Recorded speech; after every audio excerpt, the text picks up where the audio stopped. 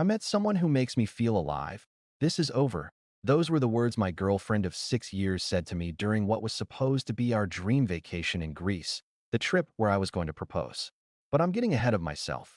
Let me start from the beginning so you understand just how badly she miscalculated what would happen next. I'm a 32-year-old software engineer, and 6 months ago, I thought I had my life figured out. Her name was Jessica, she was 30, worked in marketing, and we'd been together for 6 years. 6 years of inside jokes, lazy Sunday mornings, and finishing each other's sentences. 6 years of building what I thought was an unshakable foundation. Hey viewers, before we move on to the video, please make sure to subscribe to the channel and hit the like button if you want to see more stories like this. We had routines, we had dreams, we had a shared Netflix account and arguments over who ate the last yogurt. We weren't perfect, but we were solid, or so I believed with every fiber of my being. I'd been planning this trip to Greece for 8 months, meticulously researching hotels, restaurants, and the perfect spot on Santorini where I'd get down on one knee and ask her to be my wife. The ring was custom-made, a sapphire surrounded by tiny diamonds because she always said traditional solitaires were too predictable and she wanted something that told a story.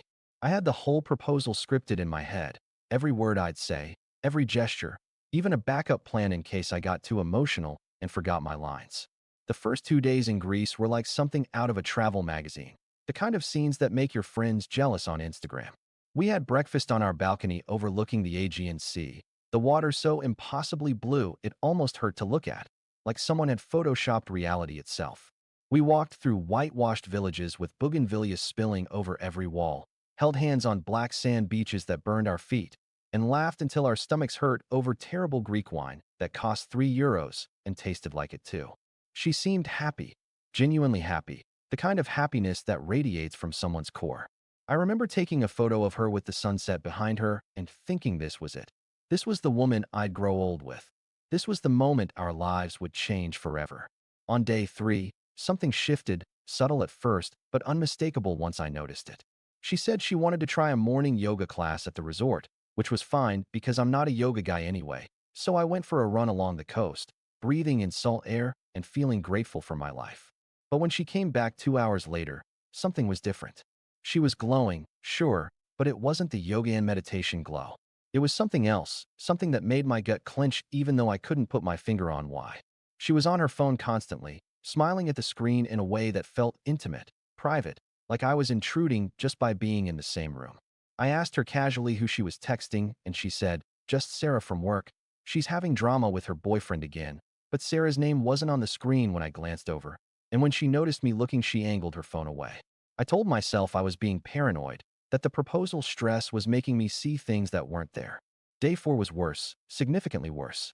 She went to yoga again, stayed even longer this time, came back smelling like incense and something else I couldn't identify.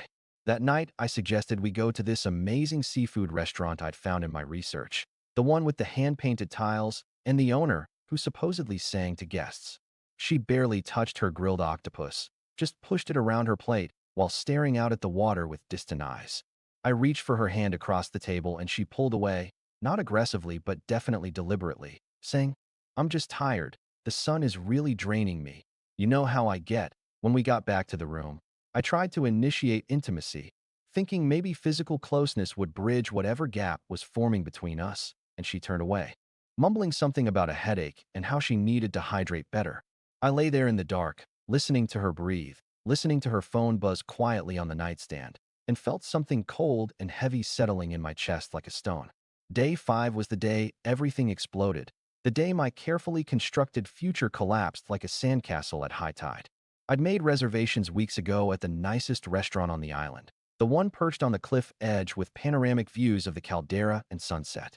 I had the ring in my jacket pocket, and my hands were sweating so badly, I kept wiping them on my pants under the table. We sat down, ordered wine that cost more than my first car payment, and I was waiting for that perfect moment when the sky turned that particular shade of orange that photographers wait hours to capture. But before I could say anything, before I could even begin my carefully rehearsed speech, she put down her wine glass with a sharp clink and looked at me with eyes that I didn't recognize, eyes that belonged to a stranger. "We need to talk," she said, and those 4 words made the ring in my pocket feel like it weighed 1,000 pounds, like it was pulling me down through my chair and into the earth. I nodded, unable to speak. My mouth suddenly dried despite the wine, and she continued without hesitation. I met someone, the yoga instructor. His name is Andreas, and I don't know how to explain this, but he makes me feel alive in a way I haven't felt in years. She said it like it was a revelation, like she discovered fire or the meaning of life. With you, I exist. I go through the motions. I'm comfortable. I'm safe. I'm content. But with him, with Andreas, I actually feel like I'm living, like every nerve in my body is awake for the first time. I sat there, completely frozen, while tourists laughed at nearby tables and clinked glasses and took selfies, and the sun set behind her head like some cosmic joke, like the universe was mocking my pain with beauty. I wanted to ask 1,000 questions, wanted to scream, wanted to flip the table, but only one question came out, barely a whisper. "What are you saying, Jessica?" And she looked at me with something that might have been pity or might have been relief. "I'm saying this is over. I'm sorry, I really am. I didn't plan this, but I can't ignore what I feel. You should stay, enjoy the rest of the vacation. The hotel is paid for anyway." I already talked to Andreas, and I'm going to stay at his villa for the rest of the week. The ring was burning a hole in my pocket. 6 years, reduced to rubble in a sunset restaurant while a waiter hovered nearby with dessert menus, wondering if we wanted to see them. She reached for my hand, probably to comfort herself more than me, and I pulled back like she'd burned me. "I hope you can understand someday," she said, standing up and smoothing her dress. "I really do care about you. I hope you know that." And then she walked away, her sandals clicking on the stone floor, leaving me sitting there alone with 2 glasses of wine, a basket of bread, and a $3,000 engagement ring that suddenly meant absolutely nothing at all. I don't remember paying the bill or how much I tipped or walking back to the hotel room that still smelled like her perfume. I just remember sitting on our balcony until 3 in the morning, staring at the dark sea, holding that little velvet box, and feeling something inside me turn to ice, cold and hard and unbreakable. I sat on that balcony until the sun started to rise over the Aegean, painting the sky in shades of pink and gold that felt like an insult to my misery. My phone showed 5:47 a.m., and I hadn't slept a single minute. The engagement ring sat on the small table next to an empty bottle of whiskey I'd ordered from room service at some point during the night. I honestly couldn't remember when. My hands were shaking, partly from the alcohol, partly from the rage that was slowly replacing the shock. Jessica's suitcase was gone. She must have come back while I was sitting there in the dark and packed her things, too cowardly to face me again. Good. I didn't want to see her face. But as I sat there watching the island wake up, boats leaving the harbor, early morning joggers on the beach below, something crystallized in my mind. I wasn't going to be the pathetic guy who stayed in Greece alone, wandering around the romantic spots we'd planned to visit together, crying into my overpriced cocktails. I wasn't going to give her that story to tell Andreas about how I was so broken I couldn't even function. No, I was going to do something she would never expect, something that would shift the power dynamic completely. I pulled out my phone and started searching for flights. There was one leaving Athens in 6 hours. I could make it if I left immediately. I booked it without hesitation, business class, because regular economy was full and also because I suddenly didn't give a damn about money. Then I opened my laptop and started making a list, a very specific, very methodical list of everything I needed to do. First item, change the locks on our apartment. The apartment that was in my name, that I'd put down 80% of the down payment on because Jessica was still paying off her student loans. Second item, contact a lawyer. Third item, pack her things. Fourth item, remove her from everything, bank accounts, utilities, streaming services, all of it. I felt eerily calm as I typed, like I was planning a project at work, breaking down a complex problem into manageable tasks. By 6:30 a.m., I had checked out of the hotel, told the front desk there was a family emergency, and was in a taxi heading to the airport. The driver tried to make small talk about how beautiful Santorini was, and I just stared out the window, running through my mental checklist. I landed in New York at 2 a.m. local time, exhausted but wired on adrenaline and airport coffee. The first thing I did was call a 24-hour locksmith service, the kind that charges triple for emergency calls. "I need my locks changed right now. Tonight. I can pay whatever you want." The guy on the phone heard something in my voice that made him not ask questions. He arrived at 3 a.m. with his equipment, a middle-aged man with tired eyes who'd probably seen every kind of domestic situation imaginable. "Bad breakup?" he asked while drilling out the old lock. "Something like that," I replied, watching him work with satisfaction that felt almost physical. By 4 a.m., I had new keys, and the old ones were in the trash. Jessica's keys, the ones she'd had for 4 years, were now useless pieces of metal. Next was the lawyer, but that would have to wait until business hours. I tried to sleep but couldn't, so instead I started going through the apartment with garbage bags and boxes. Every item that belonged to her, every piece of clothing, every book, every makeup product, every single thing went into boxes that I labeled with a black marker in neat block letters. Jessica's belongings, box 1 of 15. It took me 6 hours to pack everything.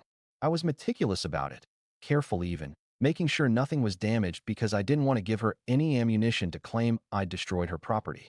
Her winter coats, her collection of scented candles, the blender her mother gave her, the throw pillows she'd insisted we needed, all of it went into boxes. I even packed the photos of us together, every single framed picture, wrapped carefully in newspaper. By noon, I had 15 boxes stacked in the living room, and the apartment looked completely different, like she'd never existed there. At 9 a.m., I called my lawyer, Mark, who'd been my friend since college. Mark, I need your help, and I need you not to ask too many questions right now. I explained the situation in clinical terms, no emotion, just facts. Jessica and I had been together 6 years. The apartment was in my name. We had some shared accounts that needed to be separated. She had abandoned the relationship while we were on vacation. Mark was quiet for a moment, then said, "Come to my office at 2 p.m.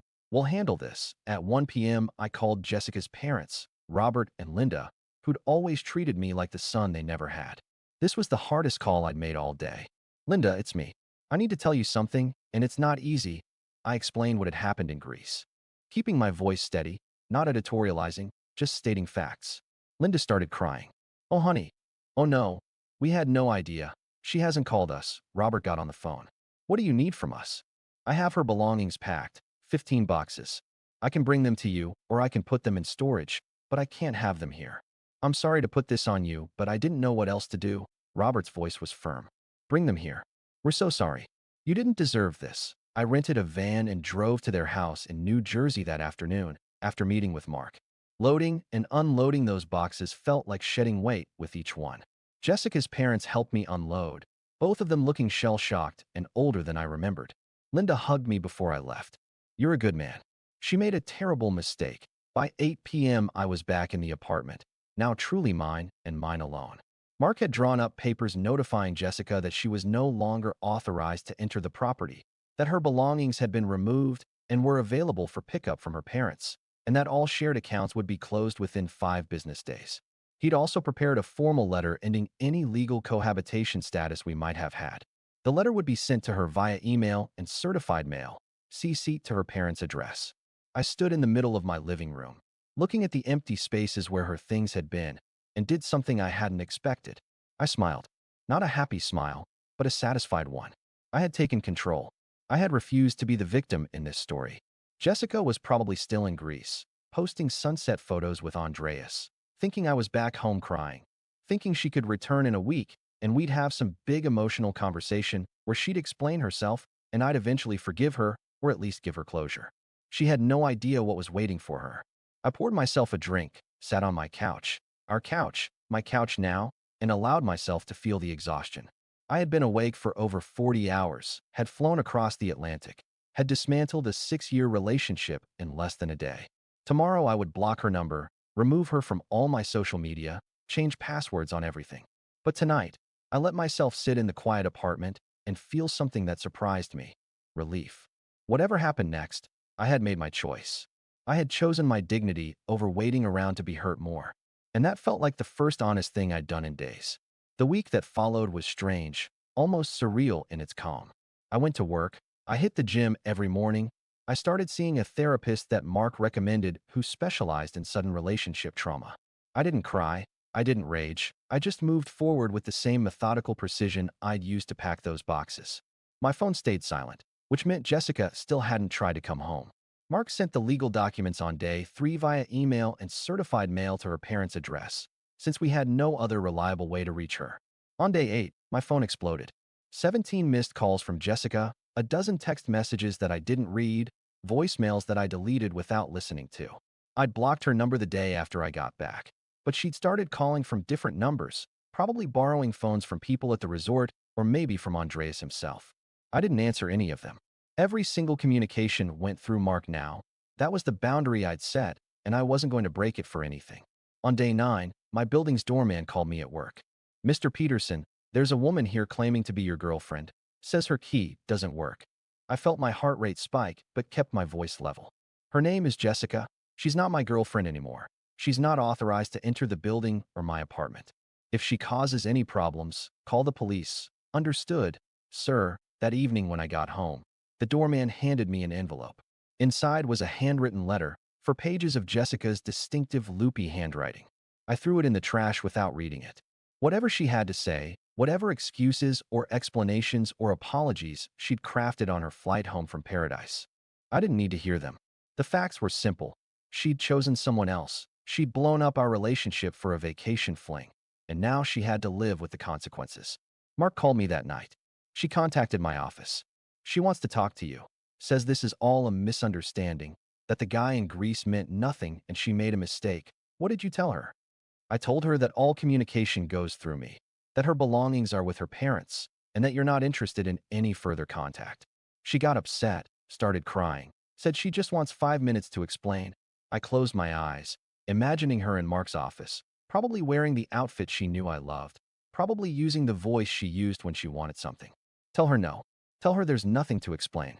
She explained everything perfectly in that restaurant in Greece. 3 weeks went by. The certified mail came back signed by Jessica's mother. The legal documents were official. I changed my phone number, something I'd been putting off because it felt so final, but final was exactly what I needed. I started going out with friends again, accepted a dinner invitation from Sarah, a woman from my company's marketing department who I'd always gotten along with. She was funny, warm, asked thoughtful questions about my work without prying into my personal life. It wasn't romantic, not yet, but it reminded me that there was life after betrayal.